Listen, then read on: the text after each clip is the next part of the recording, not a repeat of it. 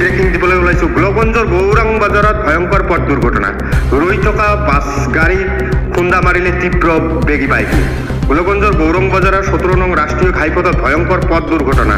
ৰৈ থকা বাছ গাড়ীত খুন্দা মাৰিলে তীব্ৰ বেগী বাইকে।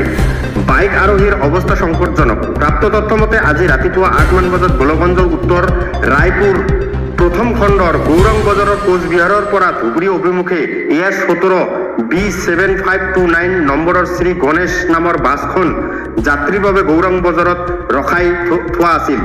ঠিক সেই সময়তে WB70L4263 নম্বৰৰ আপাচি বাইকখনে বাছখনৰ পাছফালে তীব্ৰ বেগত খুন্দা মাৰে, যাৰ ফলত বাইকখন চূৰ্ণ বিচূৰ্ণ হোৱাৰ লগতে বাইক চালক অনুভৱ গুপ্তা নামৰ যুৱকজন গুৰুতৰ আহত হয়। প্ৰথম অৱস্থাত যুৱকজনক গোলকগঞ্জ চিকিৎসালয়ত নিয়ে যদিও অৱস্থা সংকটজনক হোৱাত ধুবুৰী মেডিকেল কলেজ হস্পিটেললৈ প্ৰেৰণ কৰে।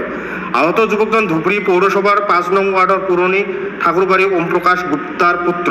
গোলকগঞ্জৰ পৰা ধনজিৎ